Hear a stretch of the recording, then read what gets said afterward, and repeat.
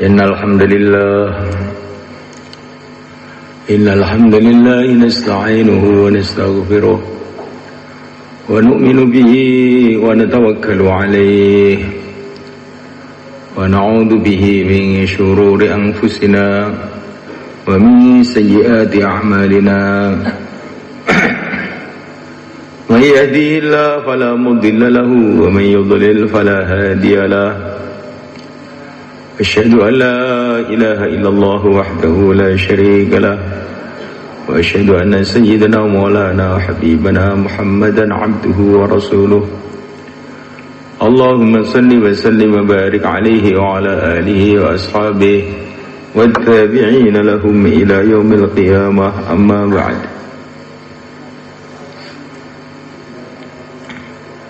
Hadirin muliakan, dulu umat Islam ini luar biasa, imannya kuat, ibadahnya kuat, akhlaknya baik. Allah kasih mereka wibawa yang luar biasa. Nusirtu birru'b masirata syahr. Orang-orang kafir itu dalam jarak perjalanan 1 bulan itu sudah ketakutan dengan orang Islam itu. Takut dengan orang Islam itu.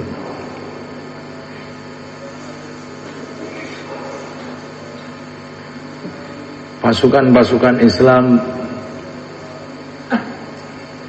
di seluruh dunia nggak pernah ada ceritanya kalah itu. Pertempuran-pertempuran besar dalam beberapa jam sudah selesai.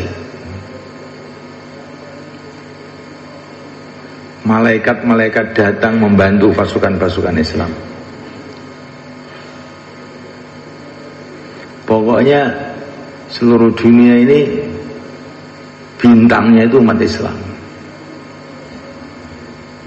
Sampai orang-orang kafir itu niru-niru perbuatan orang Islam. Apa yang dibuat orang Islam itu orang-orang kafir niru. Saking wibawanya umat Islam itu. Mereka seluruh dunia menyatu menjadi satu. Musyawarahnya satu. Pimpinannya satu. Barokah rizkinya. Pada zaman Sayyidina Umar radhiyallahu ta'ala anhu, ini ada tertib dalam pemerintahan Sayyidina Umar itu. Tertibnya bagaimana? Ada aturannya, ada undang-undangnya. Undang-undangnya, setiap bayi yang lahir langsung dapat gaji. Ya. Ini mungkin seluruh dunia belum pernah terjadi begitu itu malaikat. Duit sapa ngembayari. Jadi waktu itu tuh nggak usah daftar pegawai negeri, pokoknya daftar lahir sudah langsung dapat gaji. Itulah keadaan umat Islam pada waktu itu. Masyarakat yang betul-betul indah. Pusatnya di Madinah. Orang itu seluruh dunia pada pergi ke Madinah. Bukan mau melihat bangunan-bangunan, bukan mau melihat kebun-kebun. Madinah itu tempatnya sederhana sekali. Tapi mereka mau melihat amalan orang-orang Madinah.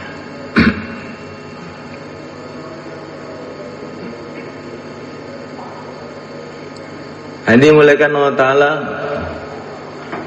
masyarakat yang dekat kepada Allah SWT. Ada masalah apa-apa, mereka doa langsung makbul. Nggak ada hujan, istisqa langsung hujan. Nggak ada jembatan, doa berjalan di atas laut. Itulah keadaan umat Islam pada zaman dulu. Kemudian merosot.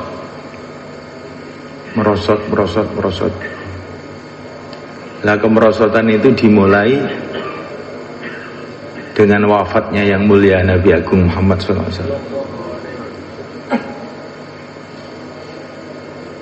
Mulai merosot, ibaratnya matahari itu tenggelam, menjadi gelap, jagat gelap. Kemudian kemerosotan yang kedua, sebab terbesar itu karena hilangnya masyarakat sahabat. Nggak ada lagi masyarakat sahabat itu.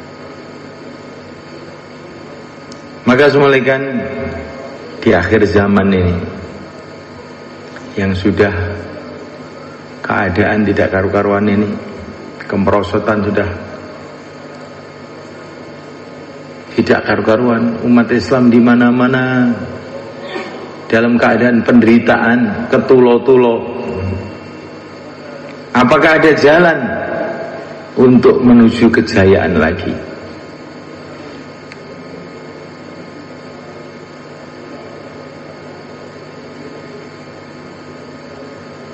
Angkat kepalanya, angkat kepalanya. Dengarkan, ini penting untuk kamu nih. Apakah ada jalan untuk umat Islam untuk bangkit kembali? Masih ada jalan. Karena Islam ini diturunkan oleh Allah untuk sampai hari kiamat. Al-Quran diturunkan untuk sampai hari kiamat. Syariat Islam diturunkan untuk sampai hari kiamat. Agama ini untuk sampai hari kiamat. Selagi belum kiamat masih ada jalan. Maka kata para ulama, sebagai gantinya Rasulullah SAW, Rasul sudah dipanggil oleh Allah, itu gantinya apa ini? Supaya umat Islam ini barokah lagi, dekat kepada Allah lagi, berwibawa lagi, imannya kuat lagi, barokah lagi dalam kehidupannya. Maka tidak ada jalan, tidak ada ganti bagi Rasulullah SAW selain menghidupkan sunnah-sunnah Nabi, mencintai Nabi, berselawat kepada Nabi, siang dan malam sibuk dalam sunnah Nabi. Maka nanti barokah-barokahnya Nabi itu akan datang dalam kehidupan kita. Almar'u ma'aman ahabba, orang itu akan dikumpulkan oleh Allah bersama orang yang dia cintai. Kalau orang itu cinta kepada Nabi, menghidupkan sunnah-sunnah Nabi, mengikuti kerja Nabi, perjuangan Nabi, maka malaikat Allah Ta'ala barokah-barokahnya Nabi itu akan datang dalam kehidupan dia. Apa barokahnya Nabi itu? Banyak, tetapi barokahnya yang terbesar, Nabi itu di mana saja jadi asbab hidayah. Ke timur, ke barat, ke utara, ke selatan, di rumah, di masjid, dalam medan perang, jadi asbab hidayah. Nah, kalau orang itu sibuk dalam sunnah Nabi, nanti di mana-mana dia ini jadi asbab hidayah. Semoga Allah memberikan taufik kepada kita untuk itu, teman-teman. Sibuk dalam sunnah Nabi. Kemudian malaikat Allah Ta'ala, apakah ada gantinya masyarakat sahabat? Masyarakat yang semua orang mengamalkan agama, memperjuangkan agama, taat kepada Allah, masyarakat yang semuanya baik semua, itu apa bisa itu? Ya, memang tidak ada gantinya ini. Masyarakat sahabat ini masyarakat yang semua diridhoi oleh Allah. Semua wali-wali semua. Laisa fi ashabi Muhammadin khuthalah. Kata seorang sahabat, laisa fi ashabi Muhammadin khuthalah. Di kalangan sahabat itu enggak ada orang yang hina, orang geresean, nggak ada. Semua orang bermutu semua. Orang yang nggak penting itu nggak ada. Semua orang penting semua. Semua wali-wali Allah semua.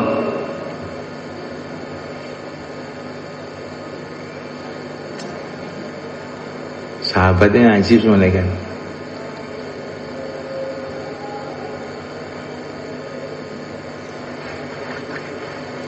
Masyarakat yang betul-betul luar biasa. Laki-lakinya, wanitanya, pejabatnya, rakyatnya.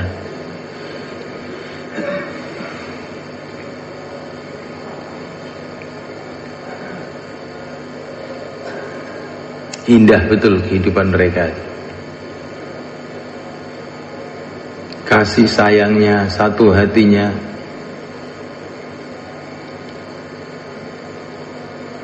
Setelah zaman tabi'in, zaman tabi'in itu generasi setelah sahabat. Sahabat sudah pada mati.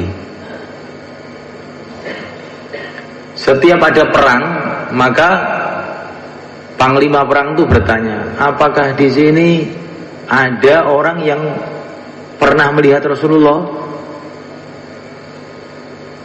Ditanya pasukannya itu. Maka kalau dijawab ada, oh nggak usah khawatir. Pokoknya kalau ada sahabat dalam satu pasukan mesti menang, nggak usah khawatir. Nanti menang. Setelah itu sahabat-sahabat sudah habis. Kemudian setiap ada pertempuran, panglima itu akan bilang, apakah ada orang yang pernah melihat Rasulullah SAW? Bukan melihat orang yang pernah melihat Rasulullah SAW. Nanti kalau dijawab iya ada, maka panglima bilang, nggak usah khawatir, mesti menang. Nah, ini barokahnya sahabat itu kayak begitu itu. Setelah generasi ketiga, maka setiap ada pertempuran, panglimanya bilang, apakah ada orang yang pernah melihat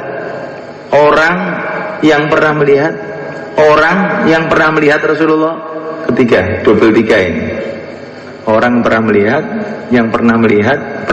Rasulullah. Kalau jawab, iya ada, menang kok. Kayak begitu itu barokahnya Nabi dan barokahnya para sahabat itu. Hadirnya dia itu aja sudah mendatangkan kemenangan. Kalau sekarang orang kalau perang ada senapan tidak, ada bom tidak, ada bedil tidak, nah, kan gitu. Kalau zaman dulu enggak, ada sahabat kan tidak. Nah, nanti kalau ada sahabat atau ada tabi'in pernah melihat sahabat, atau ada tabi'in pernah melihat tabi'in, udah mesti menang.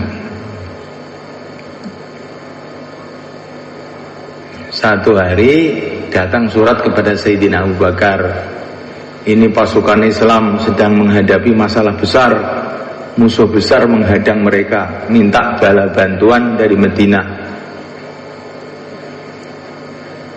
Maka oleh Sayyidina Abu Bakar itu dikirim satu orang.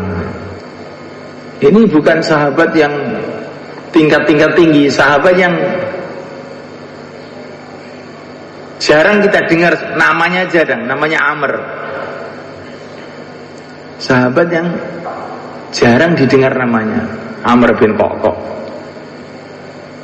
Dah saya kirim ini satu orangnya cukup katanya Sayyidina Abu Bakar. Satu orang itu datang, langsung orang kafir lari semua. Nah, apakah ada gantinya masyarakat sahabat itu? Nah, ini sekarang yang kita pikirkan. Kata para ulama, gantinya masyarakat sahabat sekarang ini kita membuat masyarakat masjid. Insyaallah kan? Caranya dengan menghidupkan amal-amal Masjid Nabawi. Di masjid kita hari-hari kita hidupkan dakwah, silaturahim, dari rumah ke rumah, namanya 2,5 jam. Nabi mengatakan pasti Allah mencintai orang yang kumpul duduk karena Allah, orang yang berziarah satu sama lain karena Allah, orang yang membantu karena Allah. Kalau orang itu dicintai oleh Allah, nggak akan celaka. Maka suasana ini kita buat di tiap masjid kita, insya Allah, kan? Kumpul duduk karena Allah, duduk musyawarah, bagaimana semua orang di sekitar kita ini ke masjid. Setelah itu mutazawirina fillah, saling berziarah karena Allah. Assalamualaikum, waalaikumsalam. Kenapa kamu datang ke sini? Ada apa masalah? Tidak. Saling berziarah karena Allah. Karena dalam suatu hadis dikatakan orang yang saling berziarah karena Allah dicintai oleh Allah. Itu aja Pak maksud saya. Terus besoknya lagi datang lagi. Assalamualaikum. Ada apa lagi ini? Ya seperti kemarin. Saling berziarah karena Allah. Tapi hari ini ada tambahan Pak. Apa tambahannya? Wal mutabadzilina fillah. Allah mencintai orang yang saling membantu karena Allah. Saya sekarang minta bantuan Bapak. Bantuan apa? Saya nggak punya duit. Bukan duit Pak. Bantuan apa? Itu loh, masjid itu yang sholat jamaah itu cuma 2. Bagaimana kalau Bapak membantu saya supaya makmur masjidnya? Ya caranya bagaimana? Ya Bapak sendiri aja lah, biar 3 nanti yang jamaah. Karena kata para ulama, sholat jamaah itu tambah banyak, yang berjamaah pahalanya tambah banyak. Insya Allah Pak, insya Allah. Kalau saya masih repot, ya nggak apa-apa. Kalau masih repot, insya Allah besok saya akan datang ke sini lagi untuk ngajak Bapak lagi. Insya Allah, mulai kan? Ini kita buat suasana ini. Ini untuk membuat masyarakat sahabat itu.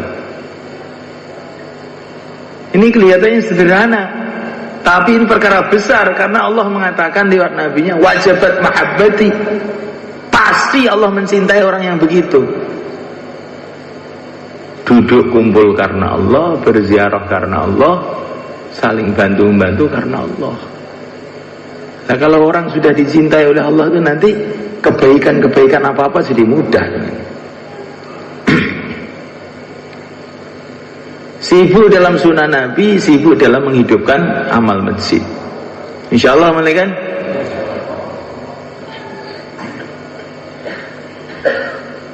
Kemudian kalau kita sudah dapat teman 1-2, kita cintai karena Allah. Orang yang saling mencintai karena Allah akan masuk surga tanpa hisab. Kamu tuh sudah punya belum orang yang kamu cintai karena Allah? Kalau belum punya, kamu ngalamat masuk surganya, hisabnya panjang umpama masuk surga.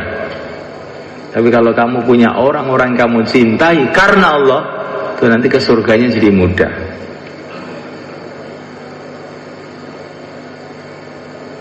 Assalamualaikum. Angkat kepala. Jangan ngantuk. Urusan agama kok ngantuk. Siapa yang mendengar pembicaraan agama ngantuk, nanti doa-doanya tidak digubris oleh Tuhan. Kamu tidak menggubris agama saya, maka Tuhan juga tidak menggubris doa kamu. Insya Allah, mulai kan? Kalau dengar bayan itu mendalam, melek. Kalau ingin doanya makbul, insya Allah.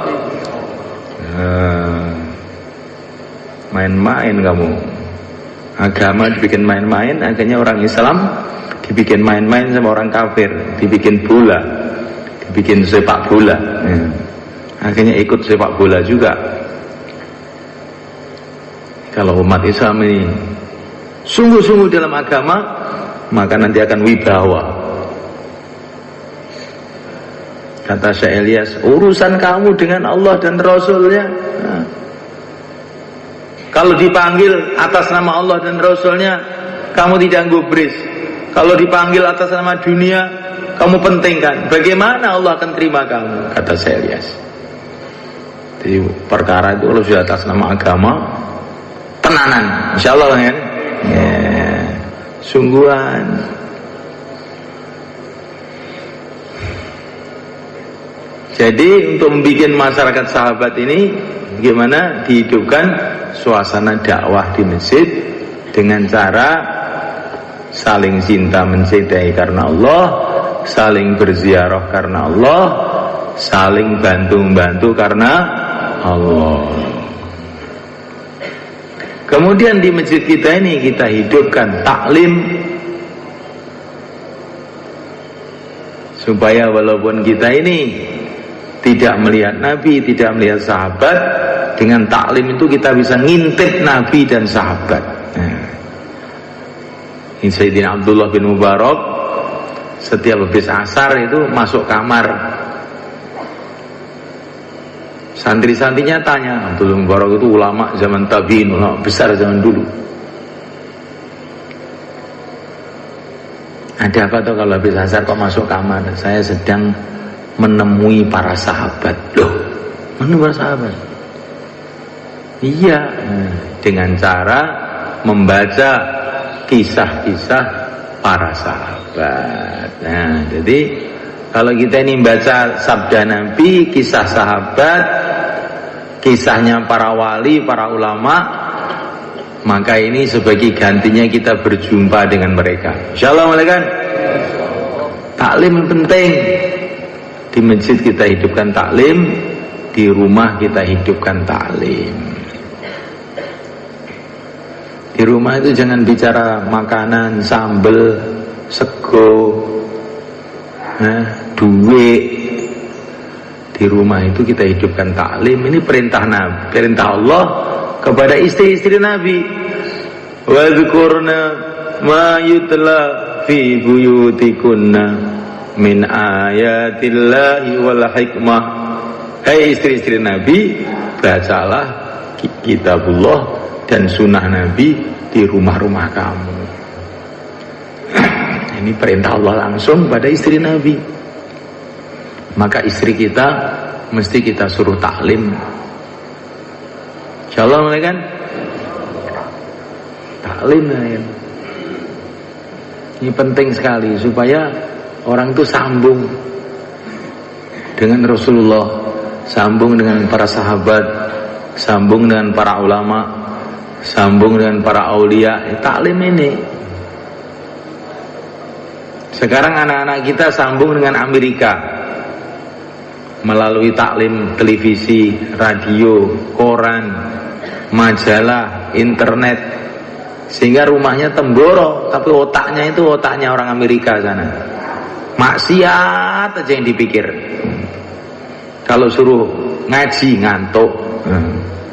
Itu gara-gara suasana rumah kita ini gak ada suasana taklim. Insyaallah taklim penting, malaikat. Kata para ulama, kalau kamu melihat ada rumah tidak ada taklim, itu tanamkan dalam hati, bahaya. Karena ini tidak tahu informasi dari Nabi.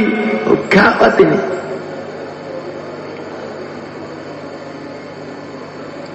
Tidak tahu berita-berita dari pencipta alam semesta. Maka ini bahaya rumahnya. Kalau orang tidak mendapatkan berita dunia, maka ya dia ini tidak tahu dunia. Kalau orang tidak tahu berita negara, nggak tahu negara. Lah kalau orang tidak tahu berita akhirat, ya akan celaka di akhirat. Terus kemudian malaikat, masjid kita ini kita kuatkan ibadahnya, terutama sholat 5 waktu berjamaah dan sholat-sholat sunnah. Sholat sunnah itu yang terbaik di rumah, Tapi ada beberapa sholat sunnah yang baik juga dikerjakan di masjid. Nabi mengatakan barang siapa sholat subuh berjamaah kemudian dzikir sampai matahari naik, sholat 2 rakaat, maka dapat pahala seperti haji dan umroh yang sempurna. Barang siapa sholat isya berjamaah kemudian diteruskan sholat sunnah 4 rakaat, dihitung seperti sholat malam Lailatul Qadar. Coba teman-teman, kita hidupkan ini perkara ini, insyaallah teman-teman.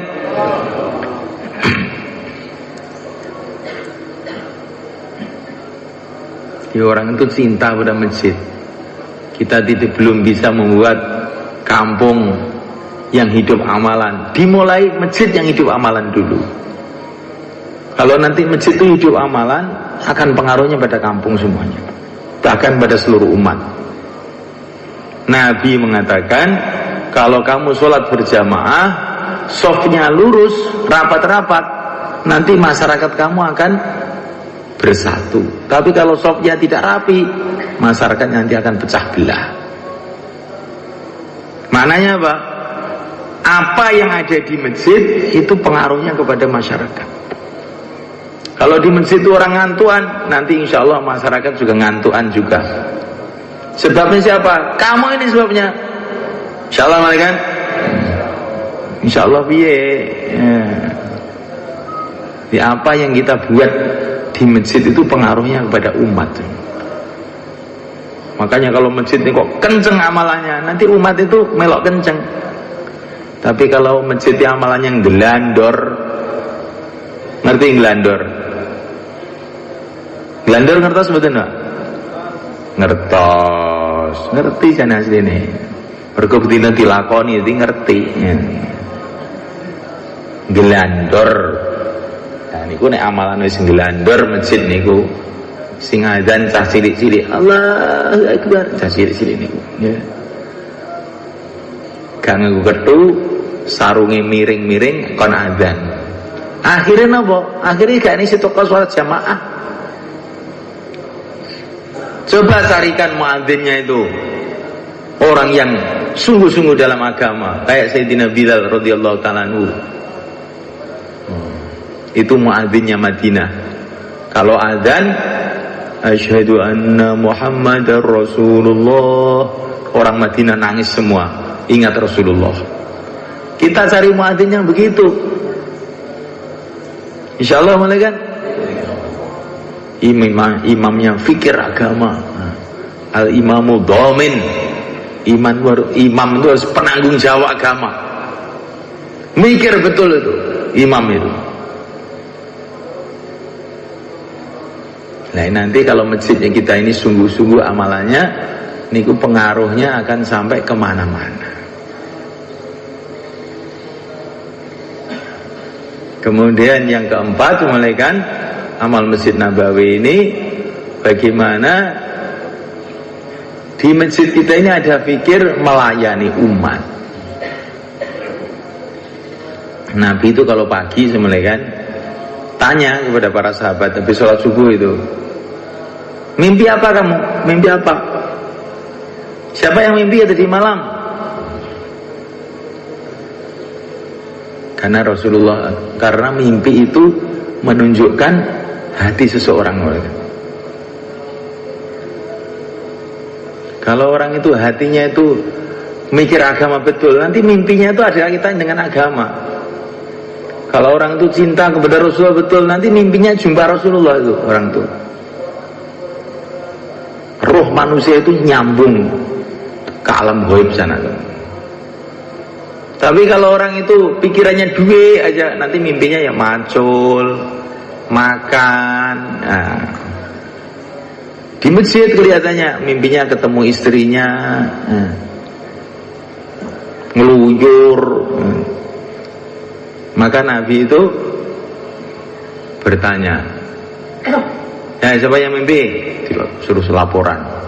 Sekarang saya tanya, siapa yang tadi malam mimpi? Katakan. Gak ada yang mimpi. Ada yang mimpi karena tidak tidur apa karena kokehan turu. Mimpi itu termasuk menunjukkan rohani seseorang, kan?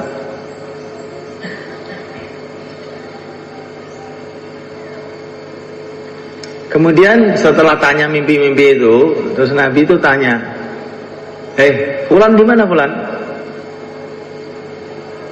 Keluar ya Rasulullah, atau safar, maka ayo doakan. Didoain, semoga Allah selamatkan dia dalam perjalanan. Lah fulan sing ngantuan lho. Coba bangunkan tuh. Fulan mana fulan? Fulan. Sakit ya Rasulullah. Sakit. Ayo dijenguk ayo. Dijenguk. Karena Rasulullah SAW yatafaqqadu ashabahu. Nabi itu selalu meneliti sahabatnya. Mungkin ada kesulitan, mungkin ada apa, lalu diteliti. Rasulullah itu begitu.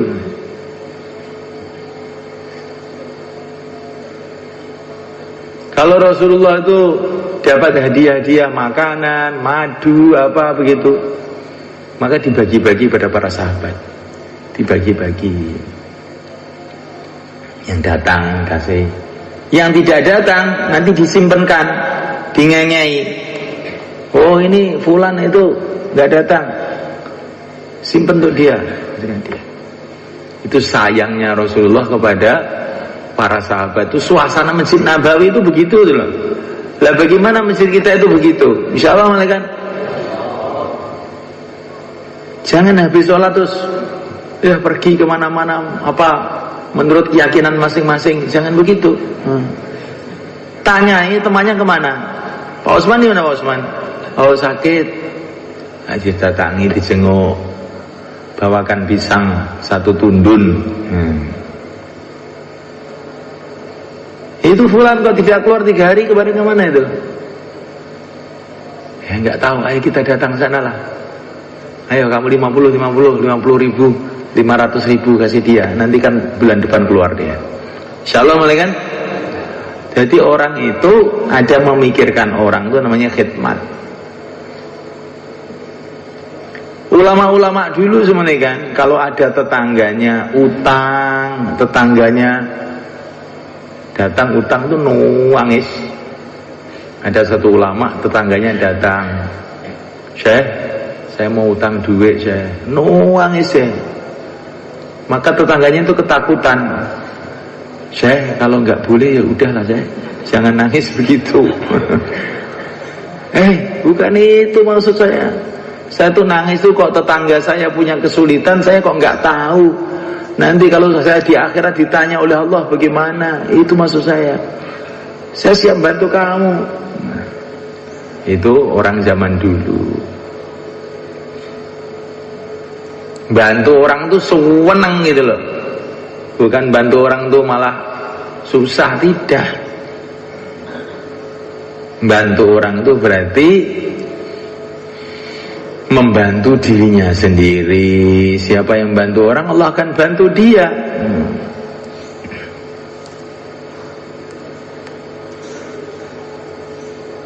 Itu saya dikasih tahu seorang teman.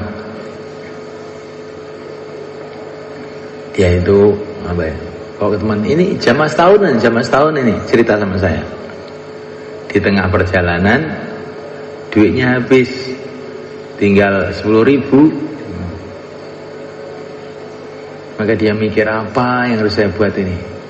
Bekal saya habis tinggal 10 ribu. Saya kok pernah dengar bayan kalau membantu orang dibantu oleh Allah. Bismillah, karena Allah 10 ribu disodakohkan malahan. So disodakohkan ya. Tidak lama kemudian datang uang 1 juta. Pulang ke markas ini dia cerita gitu. Kurang lebihnya gitulah. Jumlahnya saya lupa itu. Jadi orang itu kalau pikirannya membantu orang itu jadinya hidupnya mudah. Kalau pikirannya minta malah tambah melarat. Nabi mengatakan siapa yang membuka pintu minta-minta untuk dirinya, Allah akan buka pintu kemelaratan. Nah, di orang itu, maka dakwah ini jadi kaya, tahu sebabnya? Karena nggak mau minta. Maka bisa menggerakkan orang seluruh dunia. Karena apa? Tertibnya nggak boleh minta. Jadi kalau memberi boleh, yang tidak boleh itu meminta. Kalau memberi boleh, itu perintah Allah kalau memberi itu. Tapi kalau minta itu nggak bagus. Orang itu kalau minta tambah melarat. Tapi kalau pikirannya memberi, tambah dimudahkan oleh Allah. Insyaallah, kan? Nah, kalau kita masjid kita hidupkan 4 amal ini, lama-lama 1 orang 2 orang ada pikir agama, lama-lama muncullah masyarakat kayak sahabat. Nah, kalau muncul masyarakat kayak sahabat, akhirnya ngamal agama itu jadi mudah, barokah datang dalam kehidupan kita. Insyaallah, kan? Untuk itu kita perlu latihan. Latihannya 4 bulan. Maka yang mau keluar 4 bulan, 40 hari, silakan berdiri ke belakang. Monggo.